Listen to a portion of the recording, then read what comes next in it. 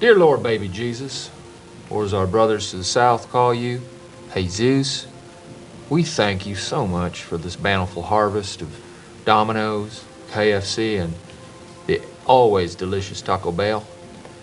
Jesus did grow up. You don't always have to call him baby. It's a bit odd and off-putting to pray to a baby. Well, look, I like the Christmas Jesus best, and I'm saying grace. When you say grace, you can say it to grown-up Jesus or teenage Jesus or bearded Jesus or whoever you want. Dear tiny Jesus, your golden fleece diapers with your tiny little fat balled-up fist pawing. He was a man. He had a beard. Look, I like the baby version the best. Do you hear me? I win the races and I get the money. Ricky, finish the damn grace. I like to picture Jesus in a tuxedo T-shirt because it says, like, I want to be formal, but I'm here to party, too. Because I like to party, so I like my Jesus to party. I like to picture Jesus as a ninja fighting off evil samurai. I like to think of Jesus, like, with giant eagle's wings and singing lead vocals for Leonard Skinner with, like, an angel band. And I'm in the front row, and I'm hammered drunk. Heresy shouldn't be this much fun, but it just is. It just is. Especially when you have arrived in your TARDIS of dreams to Aeon by Gnostic Radio. An initiation by conversation into the dark corners of myth, magic, and meaning. A crash course in cult, culture, and conspiracy. A virtuous virus invoking and informing history, holiness, and heresy. Each week, I, your host Miguel Connor, commandeers your connection to bring the most accepted and rejected scholars and provocateurs to your attention. Fun, compelling, and deeply weird, this is the blow-your-mind cocktail party conversation you always wanted to listen in on. Why? Because you bloody deserve it, because you're finally bloody waking up after so many failed attempts. Except for the most recent one, when you decided not to take the red pill, but insert a red pill suppository into your rectums of conformity, bigotry, and material idolatry. You now know you are the consummate soundtrack of the counterculture. And you're going to discover new heroic dimensions of yourself you never thought you had. Like Carl Jung wrote, your vision will become clear only when you look into your heart. Who looks outside dreams, who looks inside awakens.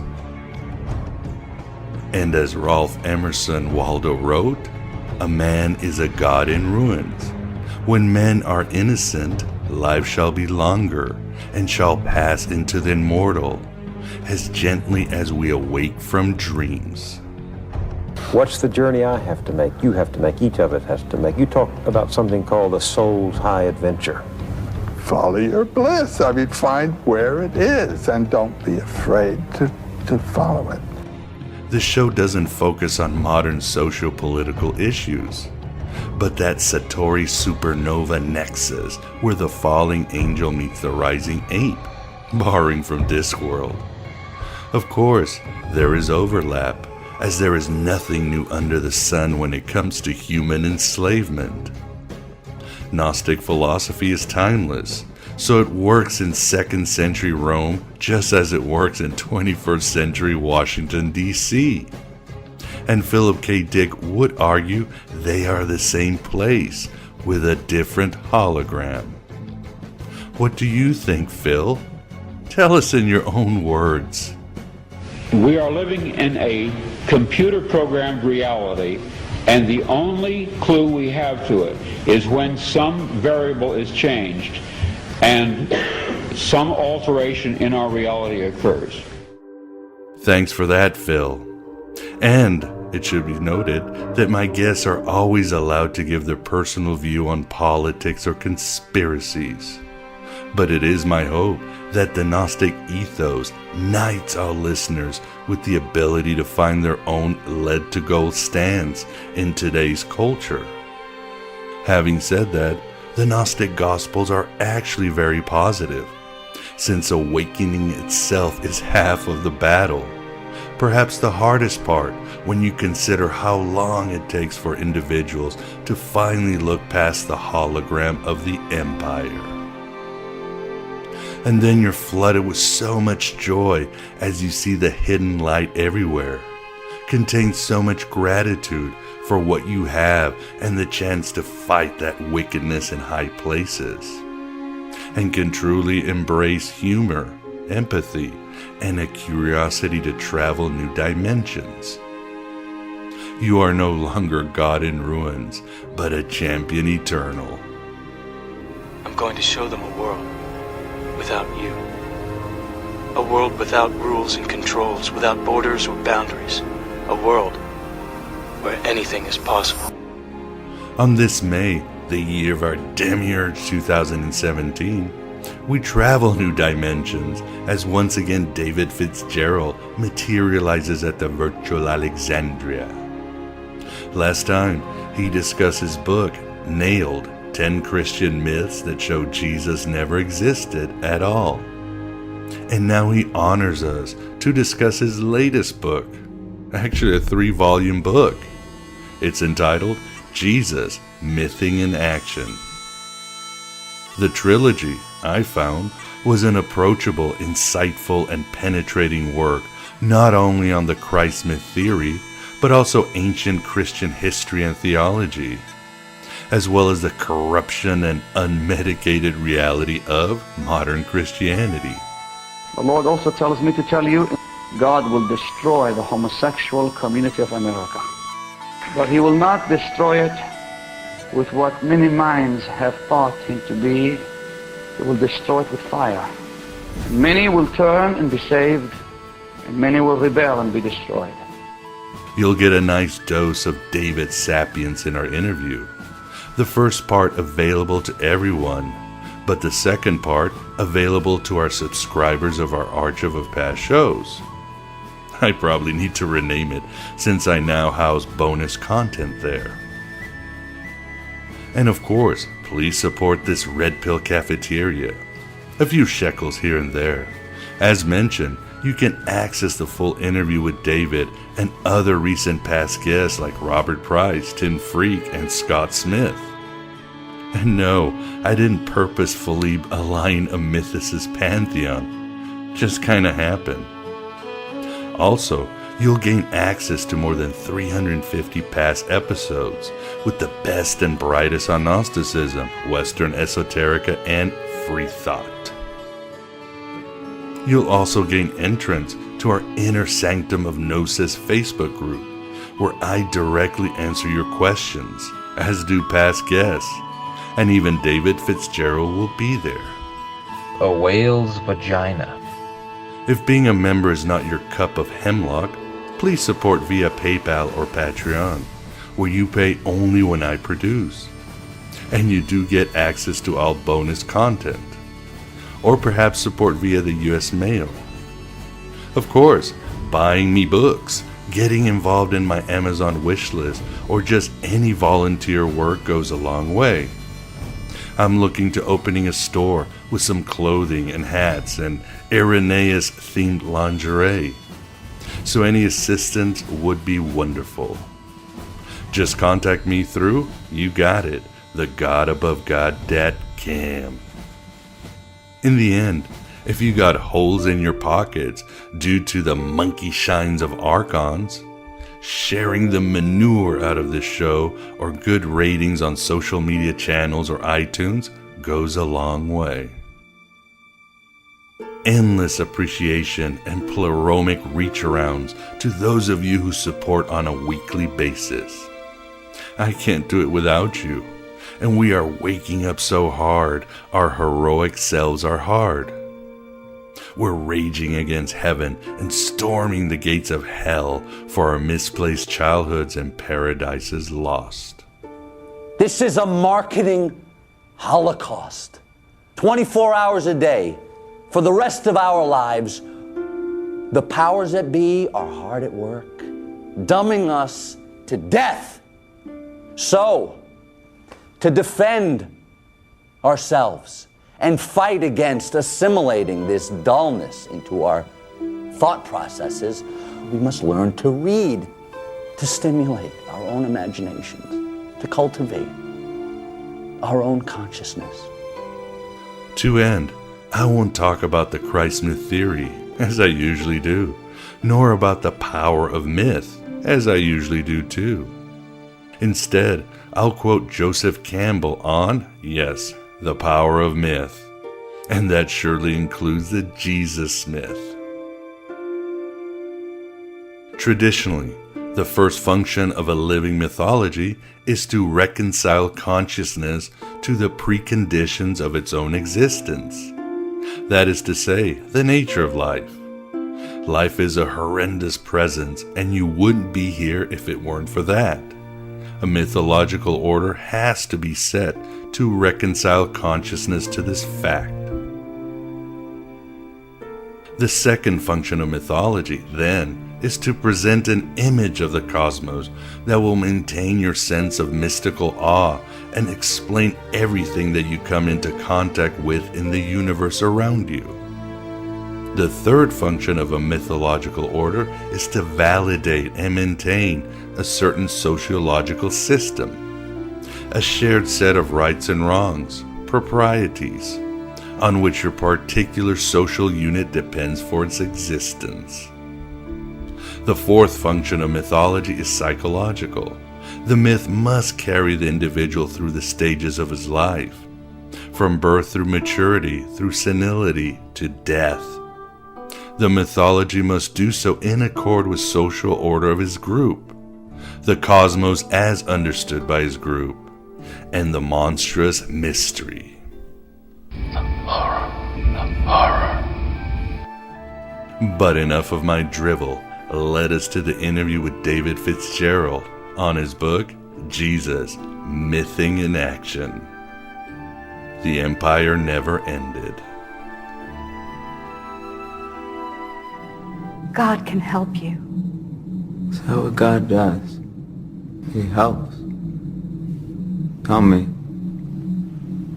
why didn't God help my innocent friend who died for no reason, while the guilty roam free?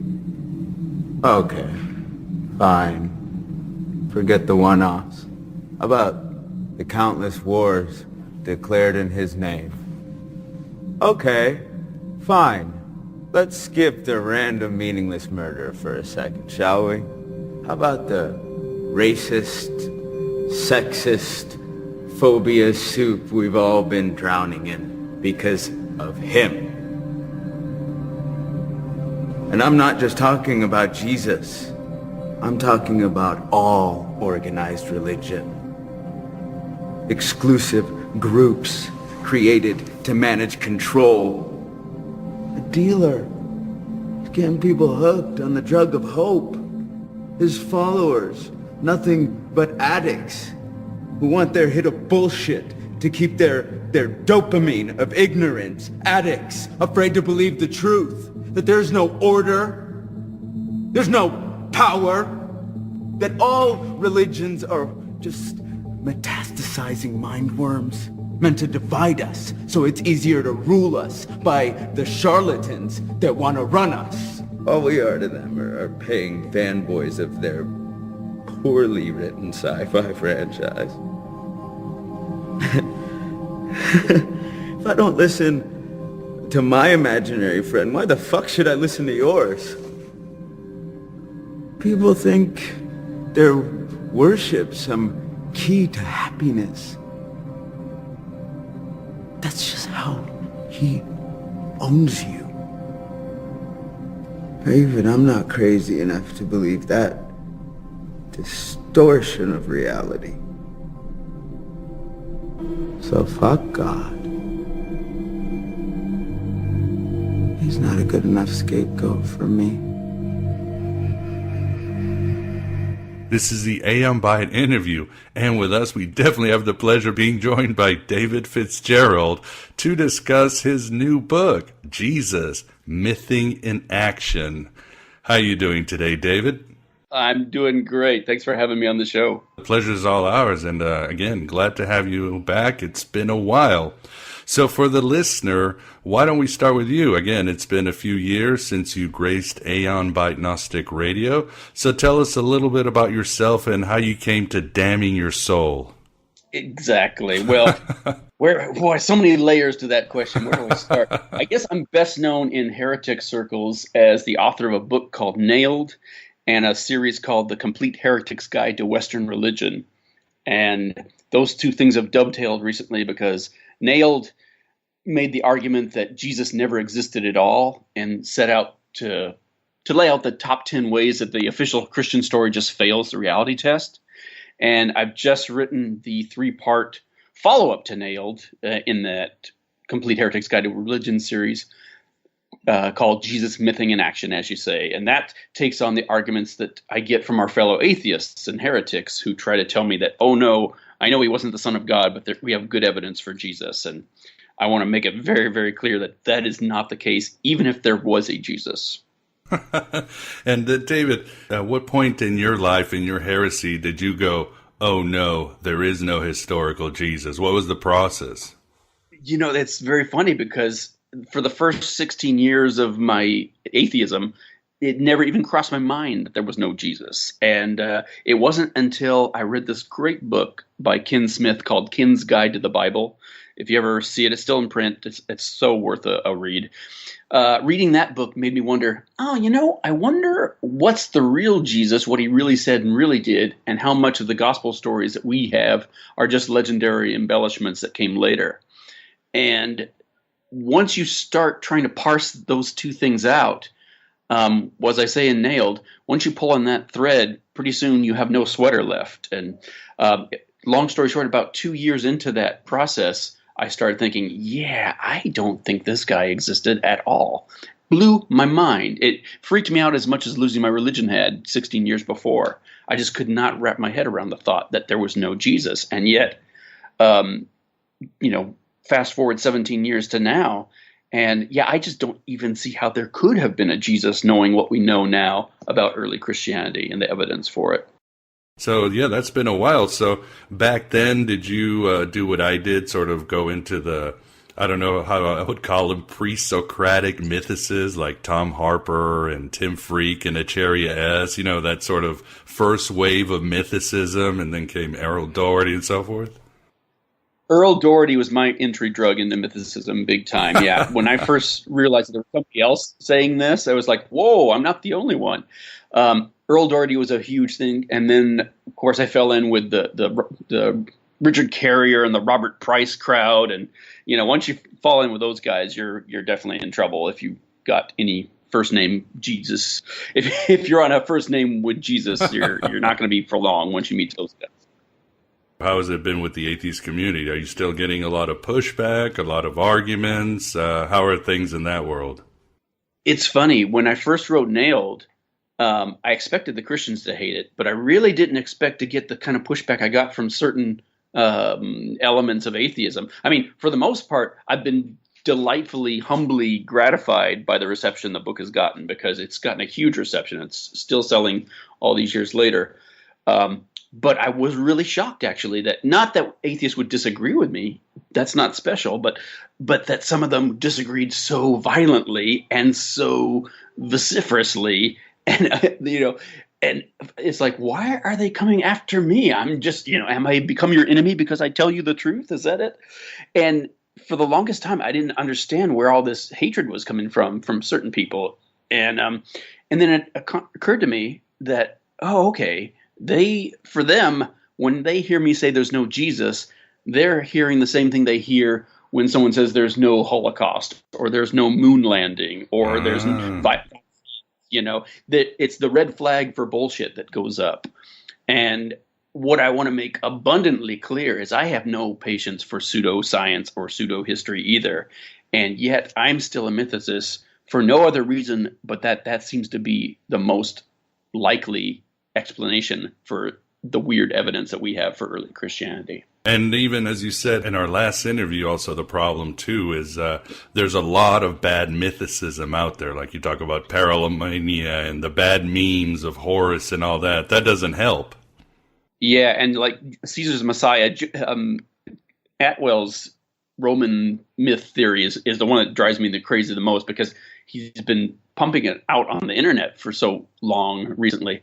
And yeah, it drives me crazy because it's so badly thought out that if you're smart enough to concoct this convoluted theory in the first place, you should know it's a non-starter and that you're ignoring decades and decades, if not centuries, of religious evolution to make it work. It baffles me.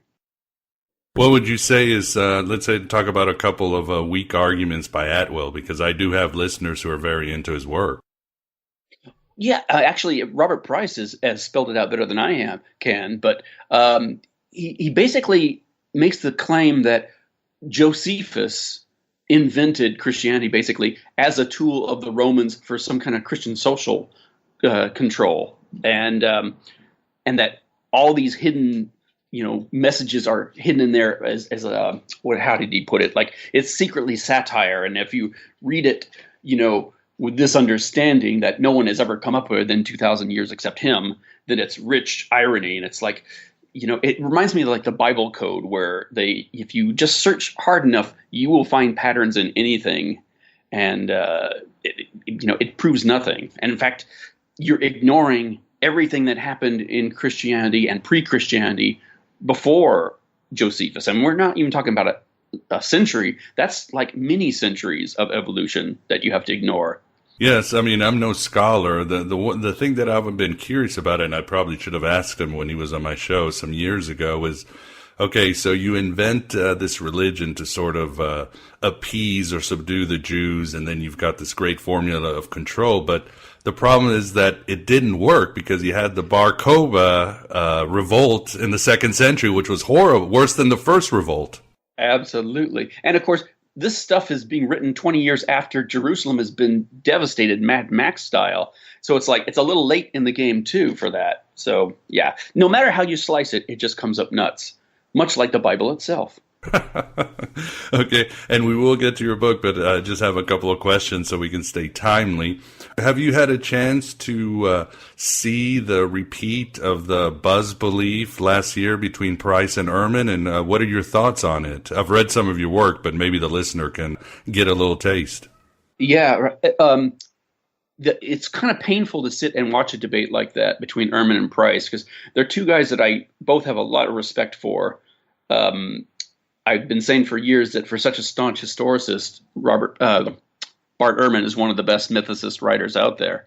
And I adore Robert Price from a scholarly standpoint, if not from a political and conservative/liberal standpoint. But that debate really was problematic on a lot of levels. And I can't help but think, as much as I love Robert Price, he's just too nice for this kind of. He went in it like it was discussion and not like a debate, and it really should have been the Richard Carrier / Bart Ehrman debate, because Carrier's analysis of everything that went wrong with the debate and all the points that should have been brought up, I thought was spot on. Yes, I was very fortunate to be there. It was a great time. I love meeting all these people. But I do recall when I was sitting there watching the debate, it made me laugh because Carrier was in the back signing books, and he was writing notes like a demon, and his face was sort of contorting like, wait a second. So it was very interesting, but it was still an enjoyable debate. So, and I did love the point that Robert Price made. I thought it was the best point he made, that when Bart Ehrman tried to imply that all the interpolations are just invented by mythicists when they're in a tight spot.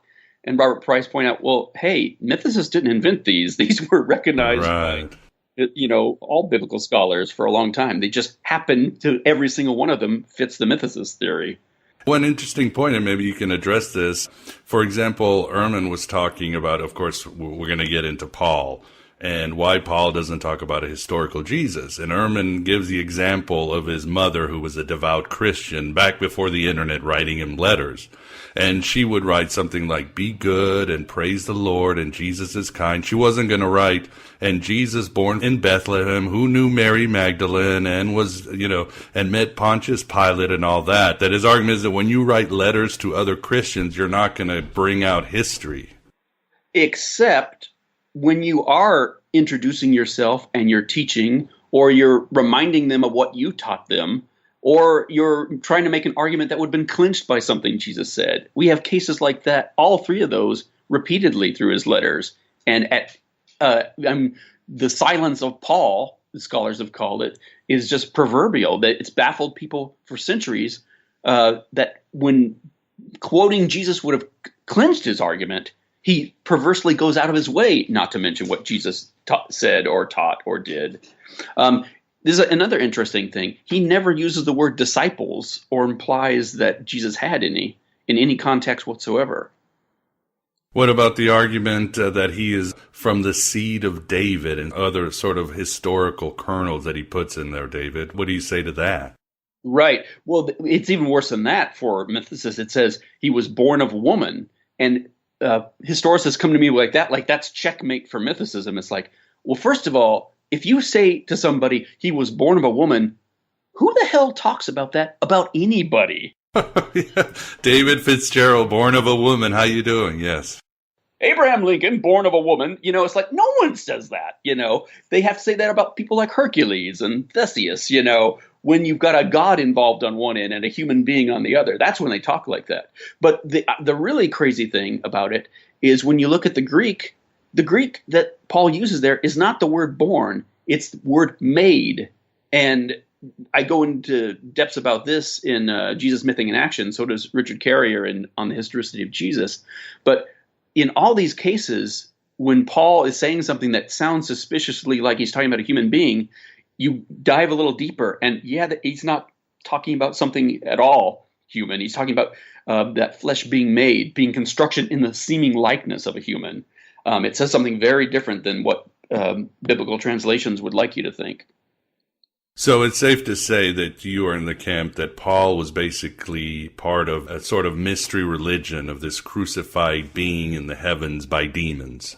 Absolutely. And I'd also include the author of the book of Hebrews, and basically every Christian writer written before the Gospels, every New Testament epistle that was actually written before the Gospels and not after the Gospels, shares that same weird blankness about Jesus's biography, and they talk about him as a mythical character, a mythical figure, an allegorical figure once the Gospels show up. But David, by the time Paul was already preaching, there were already Christian churches scattered around the land. Do you think these churches were more or less the same, a mystery religion, or people trying to figure something out? It's a thorny question, because the one thing we do find is the deeper we go into early Christianity, the wiggier and the more ramified it is, and the less they have in common, and the less it has in common with anything that we would call Christianity. So I hesitate to say anything about the early Christianity as if it was this one monolithic thing. We know for a fact that Judaism itself was more diverse in the early first century than it ever has been before or since. We don't have enough evidence of Christianity to say much about early Christianity, except that they weren't all preaching the same thing. And some were preaching things that were so different that Paul says they're agents of Satan and criticizes them for preaching another gospel, another Jesus. So that's an interesting point, because I know you quote Earl Doherty that says Christianity actually was born in 1,000 places. What does that mean? Well, it means that it's not just coming down, rolling off Golgotha, or showing up in the Galilee. It shows up in Egypt. It shows up in Greece. It shows up in Rome. It shows up in Syria. It shows up in all over the fringes of the Roman Empire. And that was one of the things that first struck me, is that there was this paradox that either Jesus said all these amazing new teachings, did these miracles, and no one outside his cult noticed for over 100 years, or very close to over 100 years, or he didn't do these things. He didn't teach these amazing things or do miracles, and yet you've got these scattered cultlets of house churches all over the Roman Empire that can't agree about the first thing about his life, or who his followers were, or what he taught. And that single paradox alone was enough to make me say, okay, something is definitely wrong with this picture. So you might say that it's almost inevitable, because there was a vibe with mystery religions across the Roman Empire and the Greco-Roman culture. I mean, this had to happen. But why do you think Christianity became so popular? Or I guess, as you argue, it really was never that popular. Exactly. It took a long time. It took centuries for it to even get as popular as like the minor Roman cults. And in fact, until the 3rd century, in Roman history is when everything went to hell. We had a 50-year civil war. We had one emperor after another dying. Trade routes collapsed. Barbarians rushed in. I mean, the whole Roman Empire almost disappeared completely in the 3rd century. And it was because of Rome's problem that Christianity managed to come out on top as well as it did. And if it hadn't been for Constantine, even that wouldn't have happened. But definitely, they were pretty much socially invisible for the first 100 years, 200 years or so. Yeah, it's interesting. In one part, you actually give the amount of Christians. I remember reading Elaine Pagel's Beyond Belief, and she did her own math, and she talked about the Valentinians, that in the 2nd and 3rd century, the great threat to the church, there was maybe 500 Valentinians across the Roman Empire. So it's Christians, there wasn't that much more, was there? Yeah. And what we call Christians was all these different feuding sects, as you mentioned, like the Valentinians, like the Marcionites, like all these different Gnostic sects.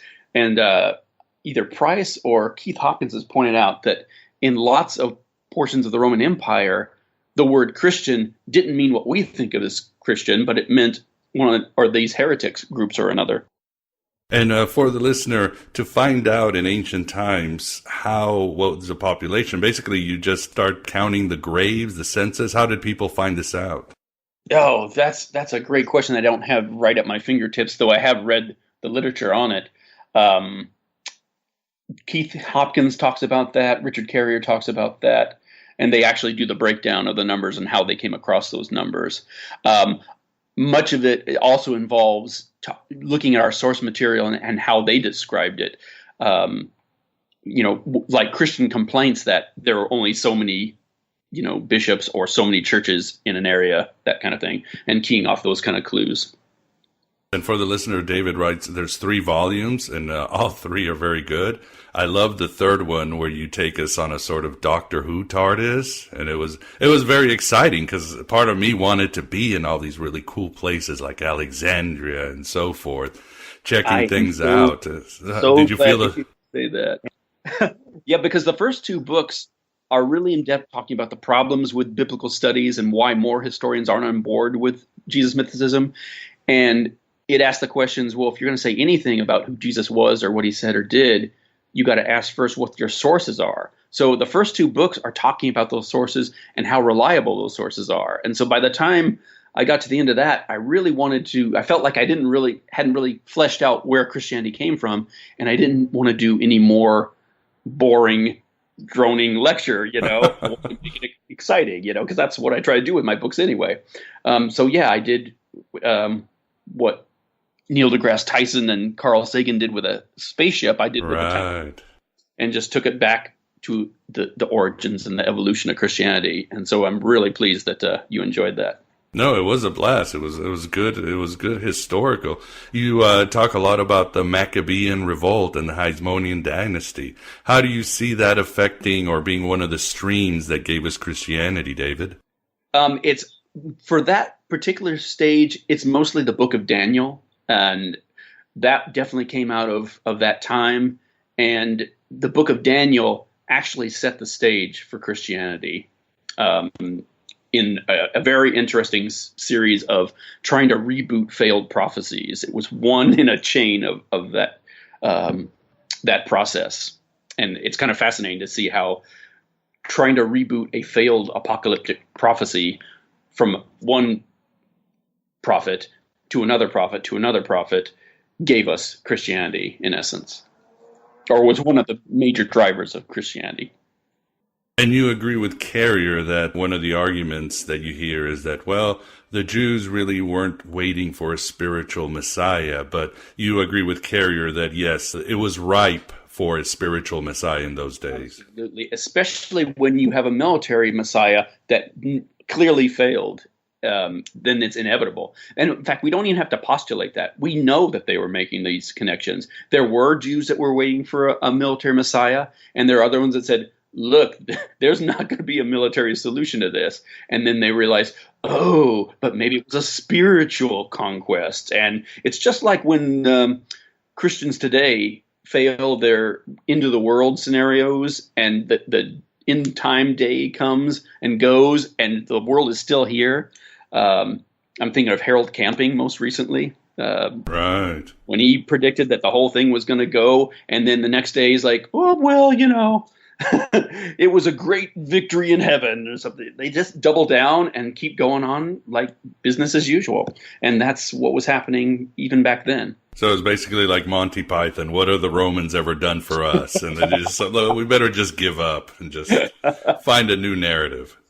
Yep. And what about Philo? How do you see them as part of this whole concoction? Well, there's so many Christian concepts that came straight from Philo himself, one single guy. The very idea of a Holy Spirit, Christians never would have had that if it wasn't for Philo. He basically invented that whole idea. He even talks about, a son of God named Jesus, oddly enough. Oh, really? It's really striking. Joshua? To see the parallels. And of course that name means savior, so the allegorical layers are just interwoven like a basket. And probably most interesting is somebody like Philo would go to Jerusalem once a year, and does he ever mention anything? He mentions lots of things, but nothing like that. Nothing like the things we see in the gospel. I'd like to point out, in Nailed, I pointed out a huge slew of witnesses that should have been witnesses for Jesus. It's not good enough for us to just name every Roman and Greek writer at the time and say they didn't mention Jesus. You have to have a reason why they would have mentioned Jesus. And there's plenty that did have a reason to mention somebody like Jesus. And in fact, I also mentioned all the wannabe loser messiahs that didn't do anything half as interesting what Jesus does in the Gospels. And yet every single one of them, and then we're talking about 15 or so that we know of, all made it a splash in the history books that Jesus didn't make at the time. Yes, there definitely seems to be a silence. I think that was in the Buzz Believe event. That was one of the arguments of Ehrman. He said, well, there is multiple attestations, and that's the gospel writers and the New Testament writers. Did that make you turn your head too? Baffles me to have somebody as smart as Ehrman say something like that when he knows perfectly well the synoptic problem shows us that Mark was our first gospel. The first one we have, the shortest, the most infallible Jesus, the most no frills, low rent Jesus we have. That was the first gospel. And Matthew worked his gospel off of that. Luke worked his gospel off of Matthew and Mark. And John didn't even bother trying to make his match up. But they all stem back to Mark originally, a gospel written in the 70s, the early 70s. But it is very interesting, and you definitely point this out, that most people see Mark as sort of the bare bones gospel, but I'm seeing him more as sort of the David Lynch of his time, because he's all about symbolism and surrealism and everything. I mean, he's out there, isn't he, David? You are not wrong. And that's the thing about it. This was an allegory, and he meant for his educated readers to recognize it was an allegory and to recognize that he's making all these scriptural allusions. Matthew comes around and he actually makes those links explicit when he writes his gospel, because he wasn't setting out to write a new gospel. He was just fixing the only gospel he knew and just correcting its mistakes about Judaism and scripture and making it theologically more in line with what he believed. And then Luke went around and did this exact same thing. And so did John, for that matter. But Right. They're either in lockstep with Mark or they're taking it in completely different directions. Yeah, Mark's gospel I always found very fascinating. For example, you talk about the ring structure. Could you tell the listeners about that? It's very fascinating. Yeah, to not go too deep down that rabbit hole, but there's not ring structure and chiastic structures. What that means is they are formed in such a way that the stanzas in the story or in the poem or in the hymn echo each other. And it's like the pattern they talk about is usually like A, B, C, C, A, B, A, and it's a little difficult to talk about on the air, but basically they form this pattern, this very tight structure. It's very patterned. It's very stratified, and the storyline, not just what they're saying, the lines. It's not like the prose, but the actual story outline follows this structure too. And there's all these different ways that the story turns on itself and reverses expectations of the reader. There's all these literary touches to the story that make it very obvious that the time frame, the traveling from place to place on these very significantly named places and very significantly named characters, it's very, very obviously an allegory. And if somebody knew Greek and if somebody was educated in the Homeric epics and in Jewish scripture, they would be recognizing these allusions to scripture and to even to pagan motifs. Right. And what examples do you see Mark taking from Homer? Sorry, bear with me a second here. I think sleeping on the ship, I remember that's like a Homer thing. Both Odysseus and Jesus sleep on the ship. There's a whole bunch of them. Both of them tectons, both of them being craftsmen, Odysseus. Dennis MacDonald has really spelled out these connections in very convincing ways between the Gospel of Mark, our first gospel, and connections. Some of them are more convincing than others, but the ones that really stick and the profusion of them is enough to really raise an eyebrow and say, "Oh yeah, I can see that now." And of course, any educated, literate person in that first century would have been born and bred to Homer and been taught to copy Homeric epics. So the fact that there's influences from Homer and from the Bacchae of the Euripides, all these different Greek sources, literate sources, that shouldn't even be surprising. No, like you said, that's something what the educated and the mystics knew. Like, for example, in your book, you talk about that scene in Acts where Jesus appears to Paul and he says that famous line, "Why are you persecuting me?" And what does he say? Stop kicking against the goads or against the pricks? Kick against the pricks, yeah, which is a strange thing for anyone to say, and that comes from the play The Bacchae. That very line actually comes from that. So it's really funny. I think I made the comment that it's like the Virgin Mary showing up and quoting a Quentin Tarantino movie. Yeah, these guys weren't so boring after all. We got David Lynch and Tarantino in the first century. Exactly, and all that to say that there's so many different literary constructions going on. There's also things like intercalation where they split up a scene for dramatic effect, and we also know that the other gospel writers copied them because they break up their scene arbitrarily in the very same spot. There's all these literary and allegorical symbolism going on that make it very clear that whatever the story is, it's not based on oral tradition at all. It's 100% literature, 100% allegory.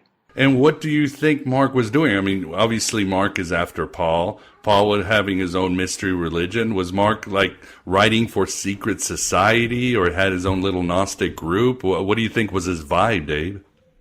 Well, he does say something. He has Jesus say something very early on that sounds super Gnostic. And that's in Mark 4:11, where he's explaining the use of the parables and saying that I teach you in secret, my inner circle, so that you'll understand what I'm saying. But I speak in parables so that those outside our circle, they won't understand. Otherwise, they would turn from their sins and be saved. And when you read that verse that's still in our Bibles for some reason, that blows my mind that any Christian wouldn't read that and say, "What the hell are you talking about? Jesus doesn't want them to turn from them." That's the whole reason he came here. But if you're talking about a mystery faith, that's exactly the kind of thing he would say, because that's their bread and butter, that you got the inner circle, you got the inner meeting here. We see the same thing in religions like the Mithras cult, where it's like, this is a story about, mighty Mithras who killed the bull, and there was a scorpion over here and a raven over here, and it's like, but the guys who are in the know that we're really talking about the constellation Taurus here, and we're constellation about Scorpio, and these are all talking about astronomical phenomena, and it's coded that way for some reason so that the inner circle knows what they're really talking about, and the lower plebeians just think it's a neat story. And in a very tail wags the dog way, the Gospels have become, they start off as this very coded, very allegorical message, and then the story just starts mutating. And then next thing you know, in the second century, you've got infancy Gospels, where Robert Price points out it's just like Superman and stories of Superboy growing up in Smallville. Right. They want Jesus did and when he was growing up in Nazareth. And those stories are hilarious too, because you got, this combination Jesus / Dennis the Menace that's just wishing people to the cornfield and killing people with his death touch and terrorizing his hometown. It's hilarious. Even in one point of your book, you talk about how it's obvious this is literary, because I think it's the feeding of the 5,000, the apostles, they get it. And then he does it again and they have no idea why he's doing it. It's like they forgot. Yeah, exactly. It's like, yeah, they're amazed and they're filled with wonder, and they say, "How can you do this?" Just like they did 5 minutes earlier. And it's probably because the numbers that they're using have significance, because you've got Jesus saying things like, "How many loaves did you have? 12. How many fishes? 7." And he's saying, "Get it, 12, 7." And then if you're not down with Hebrew gematria and all these numerology systems, you'd have no idea what they're talking about. There's another scene where the two brothers, disciples, argue about who's going to sit on either side of Jesus when he's enthroned in glory. And when you realize they're talking about, Jesus would be the sun and the 12 apostles would encircle him and be the signs of the zodiac. Some people find that more convincing than others, but it's very convincing to me. It's very compelling to me that you can find these, allegorical stories over and over again in the Gospels. And stories that don't make any sense make perfect sense when you realize they're an allegory. For instance, just throw out a couple. Him cursing a fig tree because he went to get figs and the figs were out of season. And he somehow didn't know that and got pissy about it and killed the fig tree. That makes no damn sense for an omnipotent Jesus. Yeah, poor fig tree. Just as God made it.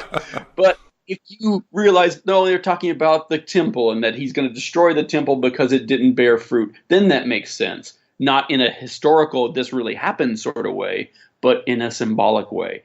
And you can pretty much chop up the entire gospel and see that it's pointing to make these theological points all the time. Even the story of Gethsemane, when he's being tempted, or right after his baptism, that he goes out immediately, gets sent out with Satan to tempt him. It's so obvious that Mark's Jesus figure is a man just like us, who, because he's obedient to God, God adopts him at his baptism, says, "Now you are my son," and because you're going to go through this death and be obedient, I'm going to exalt you to Lord. And when you read his last night in the Garden of Gethsemane through that eyes, that he's just a guy, he doesn't really. He's trusting God to do this, but he's not just a demigod slumming it on earth for a few years before he gets back to heaven. He's facing his death, and it's so much more moving as a story that way. And it's so fascinating to see the other little things he throws in together, like the naked boy who runs from Gethsemane, that all the other gospel writers were very uncomfortable with. They did not like the idea that there was a scantily clad naked boy hanging around with the disciples, and that really bothered them.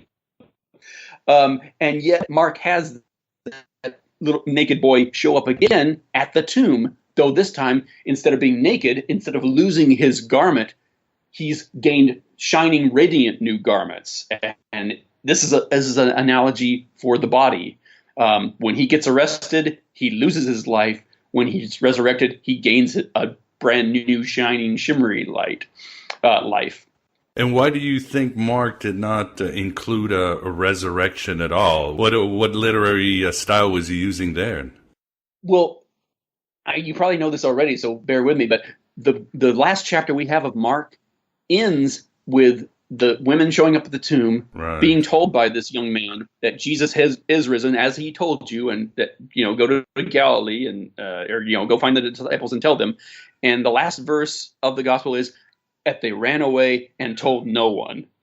And the whole thing, it's as an ending, it's so perfectly Markan because it reverses your expectations constantly. It's like, oh, come on, they didn't tell anyone. But it serves the purpose of somebody reading this in the 70s or the 80s, generations after the fact. Oh, that's why no one's heard this story before. It's because those silly women ran away and didn't tell anybody. So I always find it hilarious when apologists try to say, well, the fact that women were eyewitnesses showed that it really happened because that's so incredible. It's like, no, read what it says in the Bible. They're exactly as a male chauvinist would write it, that they were terrible. They didn't post it on Facebook or anything. They're just like, this is it.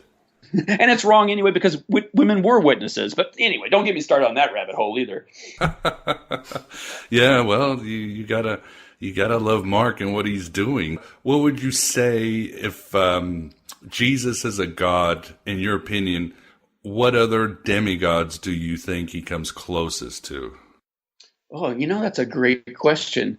We do an analysis called the Raglan rank analysis. It's folklorists, different folklorists have put that together, taking all the mythological qualities of a character and ranking them according to how many of these, this arbitrary number of qualities, not every mythological character has them, but all mythological characters have some of them. And so when you take that, there's about 20, and see how Jesus stacks up in there. First of all, no one who's human, not even like Julius Caesar and Alexander the Great, gets more than a 5 or a 6 on the average. Even if you take in all the wildly exaggerated, stories, he still tops out well in the single digits. Everyone we know from human history taps out that way. Then you start getting into the like a Robin Hoods and this King Arthur's, and then all the way up the mythical scale, to Hercules and Theseus and Moses. And Jesus is clear at the top of that. He's like tied for 2 with Moses and I think Theseus or Perseus. Wow. He's way out there. So he's not just purely mythical. He's like really, really, he's like exceptionally mythical. It's like if this was a real person, he's like 3 times less likely to have been a real person than anybody else in human history. So he really was a superhero. He really was Superman, man. Well, it's not even that they're superpowers, but it's just it matches the story elements that we find in myth, and not even just Mesopotamian myth, but myth all around the world. It's really fascinating.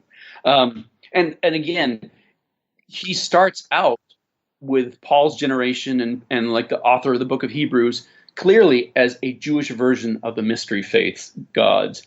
Even the fact that we have a son of God, that idea would have got you stoned to death in just about any part of Jewish history, except this Hellenistic time when these ideas were starting to percolate.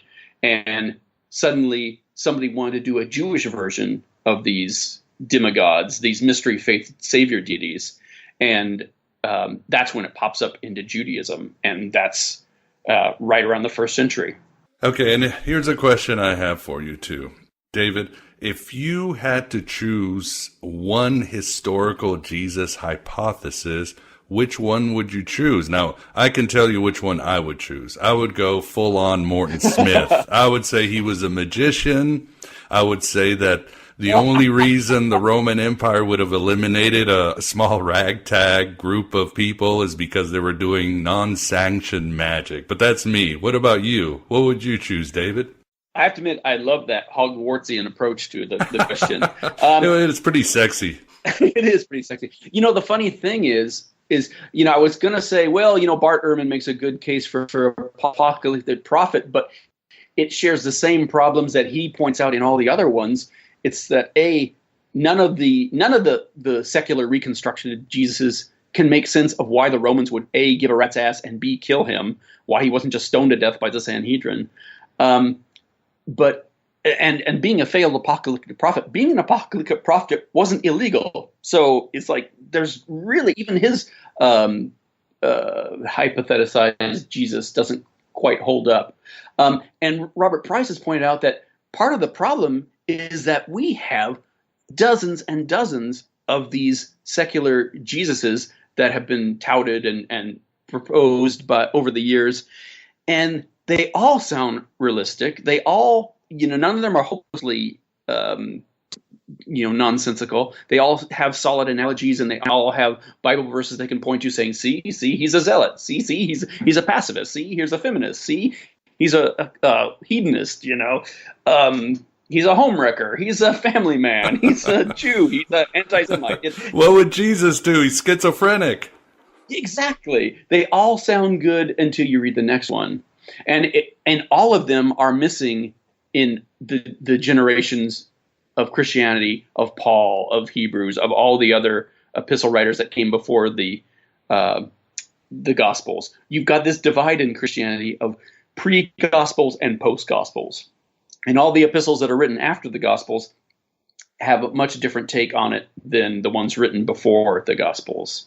And even those ones, even all the other Gospels, regardless of when they were written, they contain very odd statements that don't make sense if Jesus was a real guy. They make perfect sense if this story was an evolving story. And for instance, the guys who said James and Jude were brothers hadn't heard that they were also supposed to be Jesus's brother yet. That makes more sense. It makes more sense that later ones were saying, now, we didn't listen to cunningly devised fables or lies. It's like, yeah, that sounds exactly what you are falling for. And I'd see why you would make that defense. And it's interesting, too, David, because at the debate, Ehrman admitted that he no longer believes in Jesus ever being in a tomb. He thinks that's completely fictional.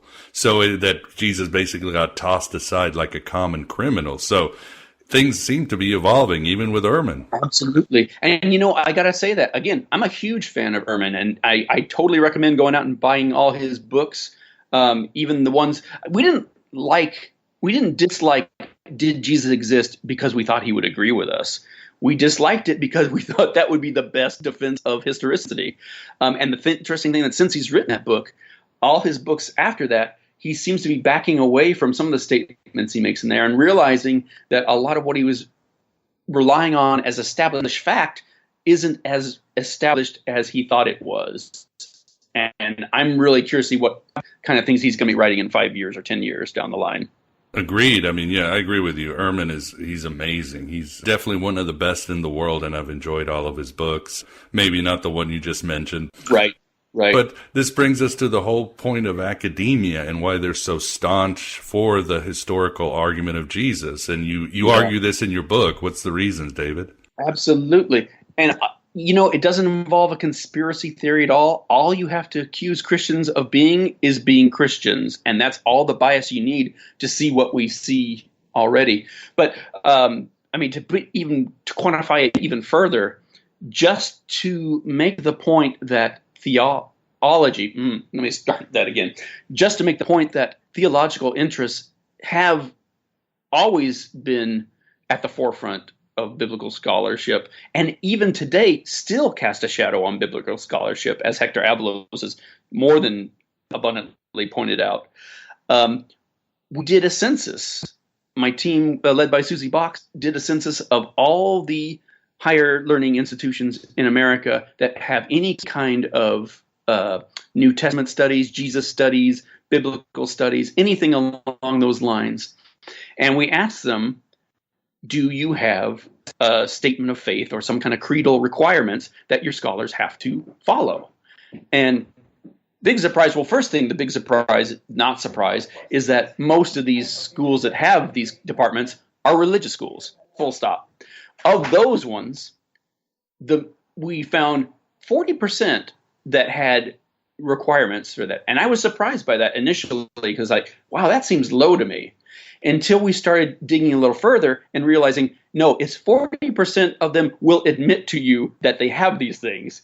Then we start finding them hidden in their websites or casually mentioned somewhere else and realize that up to between 2/3 and all of them have these requirements and expect their scholars to abide by them. So long story short, the question is not how many historians disavow mythicism publicly. It's how many of them are contractually obligated to publicly disavow mythicism. And we also talked to some of the mythicists who are in the closet about it and just don't want to jeopardize their career by coming out and saying so. And it's kind of fascinating, and at the same time, it's not surprising at all. When you think about it for 5 minutes, it's like, of course, how could it not be that way? And it's very ironic that the ones who are so terrified of evolution and insist that big science is crushing any opposition to evolution and not giving creationism a fair shake. It's like, well, where were those guys 150 years ago when Darwin was saying all this for starters? But the ironic thing is those guys who are saying that, it's like, it's on you. There is a big theology tamping down on biblical studies, and there is no big science doing the same thing. The irony is just so rich, you could cut it with a knife. So, in academia, you mentioned Hector Avalos. Is he a mythicist now? I don't believe he's a mythicist, but as I like to say, I mean, he's definitely got some things to say about Jesus that are not flattering, and I think he's considered himself agnostic on the position. I don't want to speak for him off the top of my head if he's not, but if I remember correctly, he's agnostic on it. But again, this isn't a fight between historicists and mythicists, and I want to make that really clear. There's plenty of historicists out there like Philip Davies of Sheffield University who say, yeah, I think there was probably a Jesus, but here's the thing, surely the fragile weight of his evidence should be weighed and see if it holds up. And that shouldn't even be controversial in any kind of historical inquiry. But of course, New Testament studies has never been typical historical inquiry. And I couldn't say that better myself. This isn't a fight between historicists and mythicists. It's a fight between those who take mythicism seriously, whether it turns out at the end of the day right or wrong or not, and those who just dismiss it out of hand. And the reason I even make a fuss about this at all, the reason I even go the trouble of calling myself a mythicist and being a standard bearer for it is not because I really give a rat's ass at the end of the day whether there was a Jesus or not. I don't think there was, but it's certainly no skin off my nose if it turns out there was some itinerant first century preacher.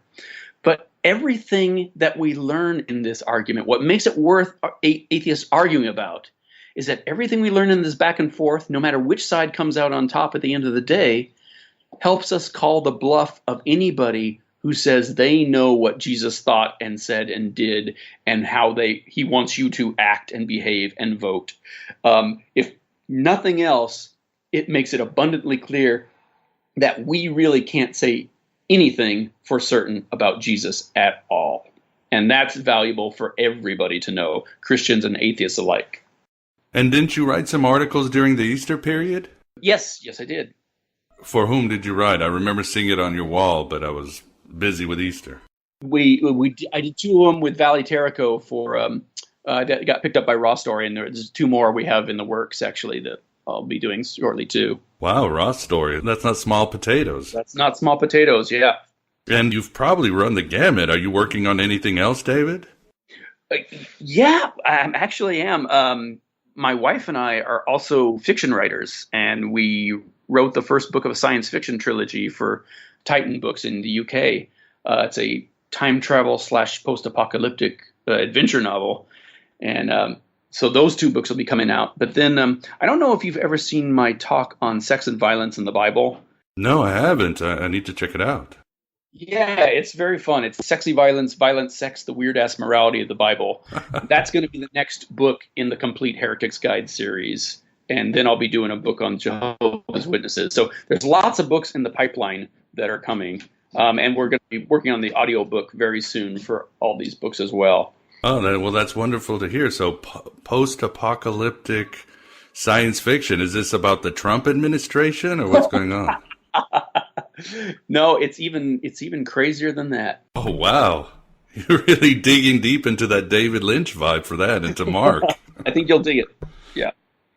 By the way, it's called Time Shards. Wow. Well, Time Shards. Well, we definitely look forward to that. Awesome. Thank you. That should be coming out either late this year or early next year. Good deal. Yeah. Good deal. Well, I think that's all the time we have today, David. I'd like to thank you very much for coming back again on Aeon Byte and discussing Jesus mything in action. Thank you so much for having me. I always have a blast. And there you have it, you modern-day Tom Sawyers, your mind not for rent by any god or government. The first part of David Fitzgerald's interview from his latest book, Jesus, Mything in Action. It does get real horror show in the bonus section, as we get deeper into why academia is so entrenched in their dogmatism on the historicity of Jesus. We also bring in some Mary Magdalene and other characters, deconstruct Acts of the Apostles and other parts of the New Testament, and so much more. You'll start wondering if you're the fictional character. But that's why you came to the virtual Alexandria, beyond learning to write your own gospel and living your own myth. And that is because you were called by the words of Mulder of the X-Files. That is, trust no one. The truth is out there, and thanks be the aeons for cats like David Fitzgerald who safari for the truth as we bungle in the jungle. Again, please go to the GodAboveGod.com and join our member section for the rest of the interview and a vault of more than 350 episodes and other heretical goodies. In the end, as I hope my content helps you awaken, your support really helps me put out more content. And like heaven above you, the spy that loved you, I'm keeping all of your secrets safe with me tonight.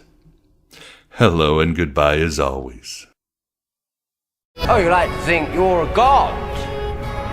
You're not a god. You're just a parasite eaten out with jealousy and envy and longing for the lives of others. You feed on them, on the memory of love and loss and birth and death and joy and sorrow. So, come on then. Take mine. Take my memories. But I hope you've got a big appetite. Because I have lived a long life, and I have seen a few things. I looked away from the last great time war. I marked the passing of the Time Lords. I saw the birth of the universe, and I watched as time ran out. Moment by moment until nothing remained. No time, no space. Just me. I walked in universes where the laws of physics were devised by the mind of a madman. And I watched universes freeze and creations burn. I have seen things you wouldn't believe.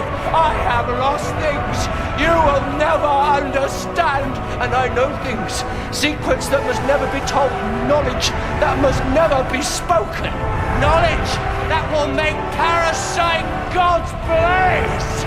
So come on!